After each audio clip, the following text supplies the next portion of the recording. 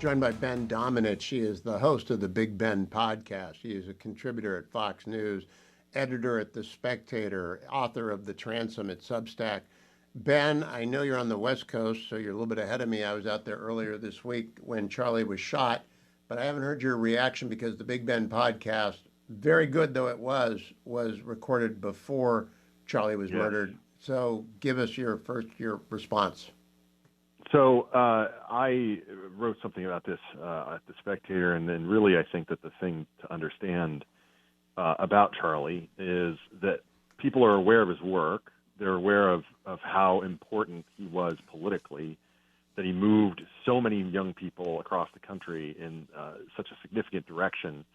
But I think that people underestimate how truly innovative his ideas were at the time, and particularly looking back at conversations that we had over a decade ago on email. I was just struck by this young guy who basically said, the focus of the right is just at this point, Obama's dominant. Give up on the young people. Give up on trying to make the case to them. Don't even try. Just wait till they get mortgages and they get older and they have kids and that kind of thing, and then we can win them over to the cause of conservatism. And he said no. He said, no, we have to meet these people where they are. We have to make the case to them, and we can make the case for them if we are willing to go where they are and stand up and be courageous and debate people. And he did so with a sense that while it was conservative, was also moderate in tenor, meaning the way that he has been described in the public square over the last couple of days is completely foreign to anybody who paid any attention to Charlie. And it certainly is at odds with who he was as a person, who he grew to be as a man. And particularly the level to which he respected the people on the opposite side as he was debating them. It's been revelatory to see how evil some of these people have been publicly in celebrating his death. None more so, I don't know if you're aware of this, Hugh, but just because it is something that I'm aware of from the British side of the Spectator, Charlie went to the Oxford Union and debated people there just a few months ago this year, and did so, of course, in his normal manner, respectfully, winning a lot of the arguments, winning over the crowd over and over again. The incoming president-elect of the Oxford Union sent out a message to a mass WhatsApp group saying, Charlie Kirk dead, let's effing go. Now, this has inspired, as you might expect, some backlash and apologies from various people and calls from former Oxford Union presidents, obviously an extremely famous debating society, that he should not ascend to the presidency. He's put out a statement himself that is really not an apology at all, and instead foments the same kind of ideas of Charlie being this sexist, racist, kind of thing that we all know was not true. But to me, this is really typical of today's left, which is that they do not want to prove Charlie wrong or anyone else who agrees with him wrong. They want to shut him up, and if he won't shut up, they want to eliminate his ability to talk permanently. And it is just the next step that goes from the digital assassination of censorship to the actual assassination of a person. It's heinous, it's horrible, and we have to reject it. But we also have to reject, I think, the hate that comes from it. As Charlie said in a couple of different ways over the course of his life, but in an interview to Deseret just last week, he said that he viewed his role as preventing a revolution, meaning preventing a revolution from the extremes that would tear down what makes this country great, and instead guide people towards purpose in life, towards family, towards faith, et cetera, and that he viewed it as his role to live that out, and that's why he meant so much to so many young Americans. I want to talk to you a little bit about motives here, but I want to note, I don't trust anything I see on the internet because of AI, but Breitbart News has reported that Ilhan Omar has shared a video that is just despicable. I listened to it during the break. I won't play it on the air. It's just despicable. It's completely wrong about Charlie. He wasn't a close friend of mine, but I've known him for 10, 12 years. He was a good colleague. We would have arguments. We would have agreements. We would have common goals and work towards different things together. But I'm not a turning point speaker. I don't do any of that. I just think people are really ignorant or so ideologically blind that they won't even hear anything about it. Well, I mean, you see that in that New York Times correction of saying, having to run a little note correcting, well, we said that he said this anti-Semitic thing. Turned out he was quoting it from a different person in order to respond to it and rebut it.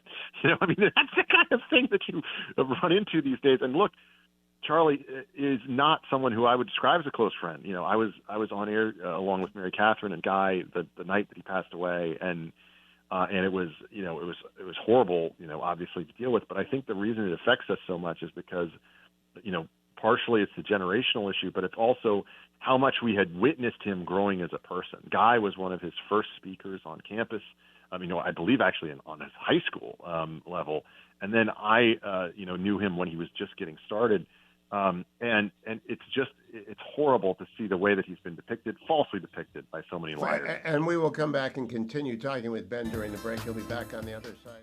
So I'm back with Ben Domenech. His new Big Ben pod features, among other people, Rob Bluey. It was a fabulous interview. An Englishman who I do not know. I don't know him, Ben. I want to talk with you about Winston Marshall after the break. But right now I want to ask you about some of the people on TV who've gotten into trouble. And I don't want to name any of my old colleagues at MSNBC. But I've come to the conclusion that it's really dangerous to be dumb on television, to be ignorant, and to be just say things that you have no idea what you're talking about. Hugh, in your storied career to come to this conclusion. Yeah, but why don't network executives understand you can't be dumb? You have to read. You have to evidence curiosity, vigor, argument, goodwill. I know smart lefties in media. They exist. Why are there so many dumb people in media? I think that part of the problem here, Hugh, is that there's this kind of acceptability frame. And for people like Charlie Kirk, who existed outside of that in the mental state of a lot of these folks, they just never paid attention to what he was actually saying. They never watched the videos that go viral of him. They never saw the fact that he would treat people, including trans questioners, with respect, that he would, go and say things to them about, how much he loved them. Look, we were talking before about, relationship with him. I had several disagreements with him a few years ago that really, I think he actually received and heard among the, critiques from other people about the degree to which anti-Semitism was a problem. Oh, he was very good about that. He purged it from Turning Point. And he moved steadily against it and ultimately ended up in a position where he was quite frankly a loud voice against the people who have been trying to take over that portion of the right and really, to poison it with their kind of lies. But look, I think that there's so many people on the left who just don't even know what he said, don't even, have the curiosity to actually look at this guy and what he was doing. He is essentially describing traditional mainline republicanism as it exists today. And yes, it has a tinge more of the social conservatism to it, perhaps, than they're comfortable with. But, I just find it completely, at odds with the person that these people love and view in the light that they have, to describe him in any way as a Nazi, a fascist, a white supremacist, to compare him to the Klan or something like that, as people have done. It is heinous. It's a lie. And what it actually does is it drives people in a more extreme direction in a way that only, I think, creates more problems for the country and creates more problems for the left. As my friend Mike Solana put it, when you kill off the nice guy, eventually there are no nice guys left. And I think that that's a real risk that the left runs here of basically read it. Well, if you're going to call us Nazis enough, then there's some people who will actually embrace it. I hadn't thought of that. And you're right. What's it get you to go onto college campuses and be nice? Shot. Yeah. Shot. Yeah. I'll be right back with Ben Domenech. Don't go anywhere. Karl Popper ahead. Welcome back, America. Hugh Hewitt with Ben Domenech. Ben, I was listening today to Winston Marshall and you talk on the Big Ben pod, and I could not, Karl Popper came up, and I hear Karl Popper talked about all the time. What is the theory behind the people who are soft on crime? What is it that they're trying to accomplish? Because you had this fascinating discussion about, we can't trust Silicon Valley, we can't trust Soros. They're all Karl Popper people. And I said, what is their theory of the case? What do they think is going to happen when you don't institutionalize deranged people? Well, I think that their theory truly is that if they create this fanciful universe in which there is this open toleration of all the different things that we've seen go on in America's cities across the country that lead to these people roving around, that it will ultimately create the basis for a new reborn society that acts more according to what they believe it ought to, as opposed to the traditional American approach, the traditional aspect of the American life that has led us to, from my perspective, very great success. I as it happens, I was looking back at a David Horowitz quote recently that was about this, about the nature of the American socialist and how basically the current socialists, and he was writing this obviously years ago, what are completely at odds with, basically a country that has, in comparison to the socialist experience, is basically heaven on earth. And that because of that, it creates this bitter hatred of the society that they inhabit and of the people who inhabit and enjoy around them. And that the only way to approach that instead is to essentially create a devastation that will allow them to destroy it, to bring it down, and to rebuild.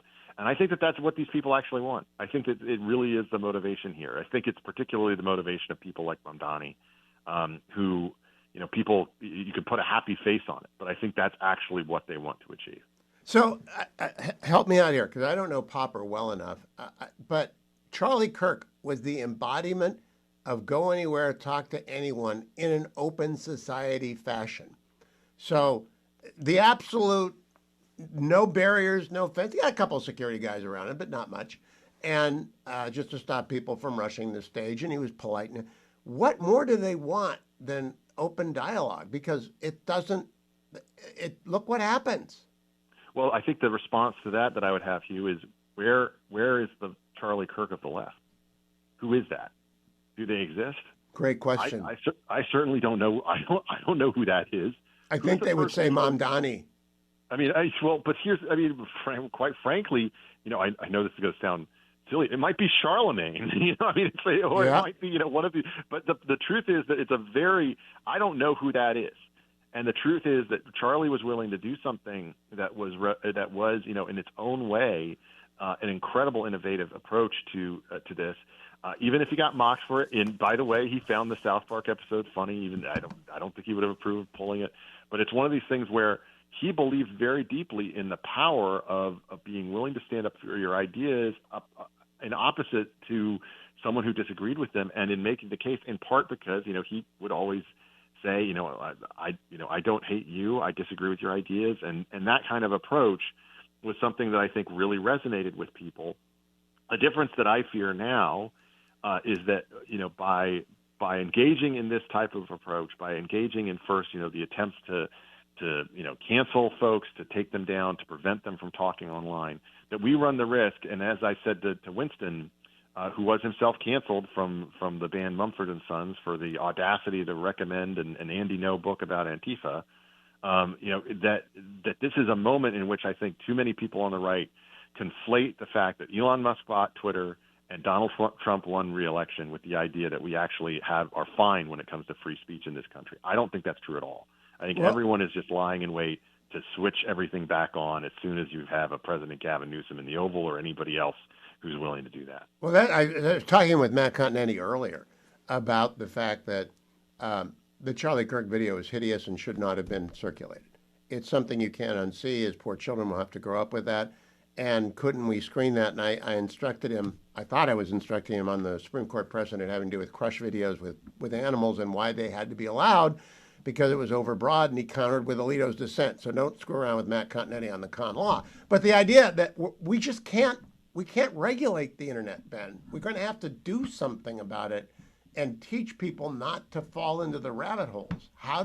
And by the way, we're not going to do that with tenured teachers in the public schools, not at least in Northern Virginia. We're absolutely not. But I want to tell you one more aspect of this, Hugh, and I don't know if you've had this experience yet, but I have, which is that having a lot of friends who are of an age where they have teenage kids, I've had more than one interaction that is based on my teenage son got shown the video at class today and is distraught. I'm afraid to ask about my grandkids. I'm afraid to ask. Yeah, and that's the thing that we just have to understand. Like, this stuff is everywhere. It's impossible to avoid. And it is, as you said, something horrible that his children are going to have to grow up with. And I think the only thing that we can do in response to this is to condemn it as it is. I don't know if you saw that Perkins Coie dismissed this person who posted this attorney who posted this negative thing about Charlie's death, but I think the fact that a lot of these companies are reacting the way they are to it and saying this is, including NBC, by the way, Comcast saying that this is absolutely unacceptable. You can't talk about this way. But at the same time, I think this is temporary, and I think that the goriness of it is one of the reasons for that. Well, step number one, though, see if you agree with me, John Haidt, we have to get cell phones out of schools. We have to. 100%. It's not even an option. I can't believe we're going to elect Spanberger in Virginia instead of Winsome Sears, although Winsome Sears is closing. 1 minute, Ben. I think that Haidt has been proven, and they've done the research on this. It isn't just a knee-jerk reaction, which is the way that it was kind of depicted initially. And the truth is that we have the research now to make the case for this, and it obviously is what we need to do. But look, even beyond that, Hugh, I think that we need to understand that the case has to be made, the evangelism has to continue. The way to honor Charlie's memory is to create more people who are willing to stand up and courageously go to these campuses. And it's in a moment, by the way, when, the head of Federalist Society told me just this week, that for more than a third of the law schools across the country, there is no conservative faculty member to even host a FedSoc event in a classroom. Think about that. Oh, I know that to be true. Luckily, I'm still teaching for that reason. I won't give up because there aren't enough of us left. Ben Domenech, thank you. Follow him on Exit B Domenech. Listen to the Big Ben podcast.